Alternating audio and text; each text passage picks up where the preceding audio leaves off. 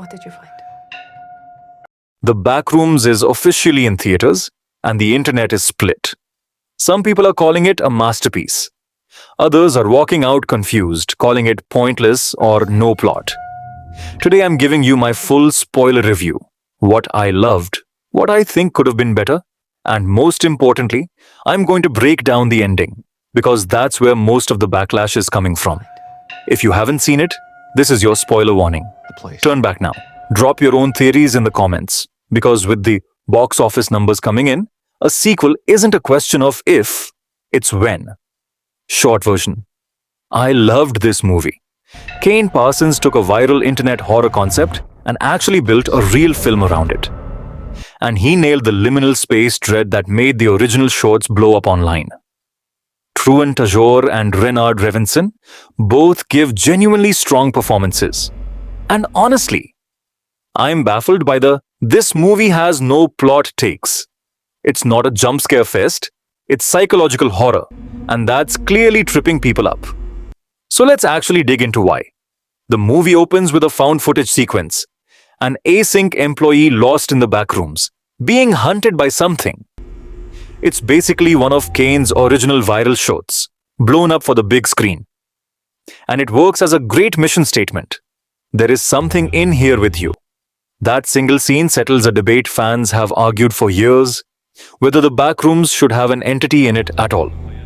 Once I saw how well the lore was built around it, I was fully on board. From there, we meet our two leads. Clark, played by Truman Tajor, a struggling furniture store owner and former architect, introduced mid-therapy session with his therapist, Mary. Mary, Renard Revenson, Clark's therapist, whose own backstory becomes just as important as his. People have criticized the script for having no character arcs. I disagree completely.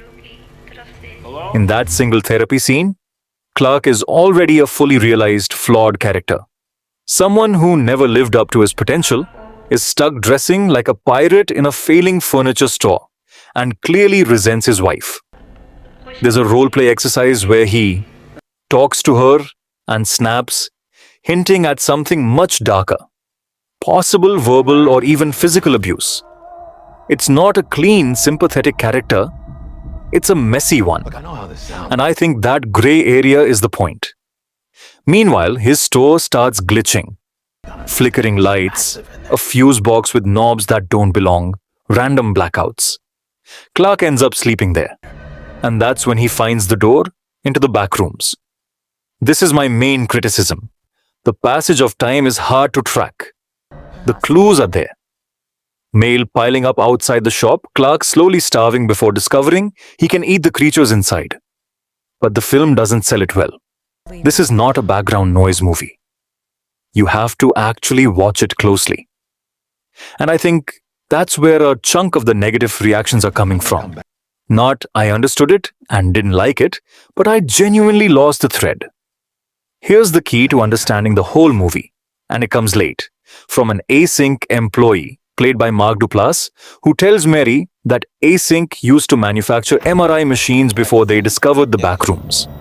That detail is not a throwaway line. It's the thesis of the film. An MRI works by scanning your body in layers, brain, tissue, skin, and stitching those layers together into one image. The backrooms works the same way, except instead of scanning your body, it's scanning your mind. Pulling from your memories and mentally filling in space around you as you move through it. That's why the entrance was a furniture store. That's why, as characters explore, the space starts resembling an apartment, a childhood street, a store they know. The backrooms isn't a fixed place, it's built to live out of your own memories, like a memory of a memory of a memory, which is exactly why it always feels slightly wrong. Clark's double and the still life creatures. This reframing is also why the movie moved away from some of the original web series lore about tech-based entities, and honestly I think what they replaced it with is smarter. The Backrooms was already leaking into Clark's life through the power outages, quietly building itself from his memories. Pirate Clark, The twisted double that hunts him is a manifestation of his trauma and the darker parts of himself he's been suppressing. That's why the chase sequence with him is so unsettling, creepy in a way that's meant to feel personal. The other wandering figures, the red-headed woman, the larger man, the man in the wheelchair, are called still life. Barely alive background copies, likely built from random people Clark has half forgotten. The same way your brain fills a dream with anonymous faces pulled from memory. They don't feel pain the way Clark's double does, because they're built from thinner, more distant memories. Clark's own double, by contrast, bleeds and feels pain, because it's copied directly from him, the richest and closest source material available. There's also a neat modern parallel here, whether intentional or not. The Backrooms behaves a lot like early AI generation. You are the prompt. The space generates around you imperfectly, filling in gaps with something close to right but slightly off, like early glitchy AI video. The dinner scene. My actual criticism. This is the one sequence I think genuinely stumbles.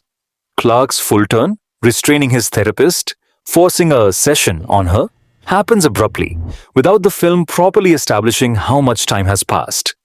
It's a tonal jump that doesn't quite land, especially since the rest of the film plays things fairly grounded.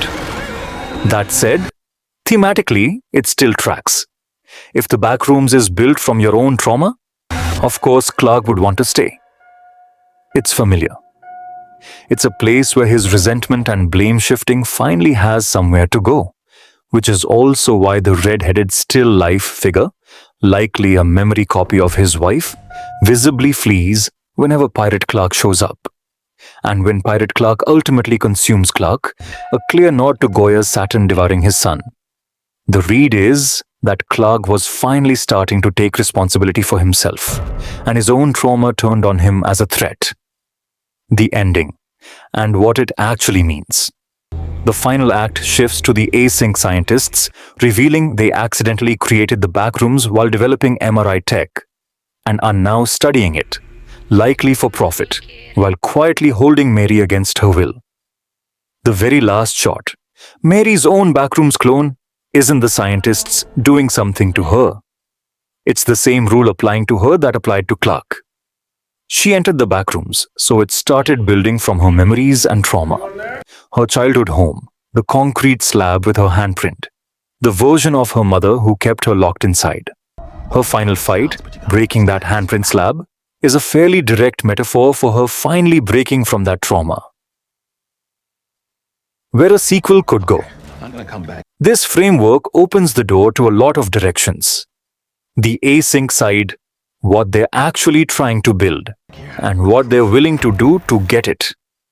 Different minds entering the Backrooms, a serial killer using it to hide bodies, and what that headspace would generate.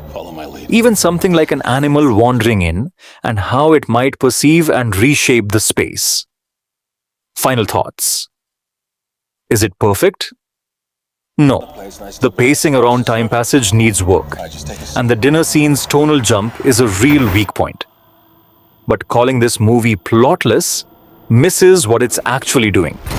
It's psychological and theme-driven rather than scare-driven, and I think a chunk of the backlash is really just a mismatch of expectations, not a flaw in the film itself. I really dug this one. Kane Parsons built a solid foundation here for what could be a great ongoing series. Outro. That's my full breakdown. Let me know your own theories in the comments. Whether you loved it, hated it, or you're still on the fence.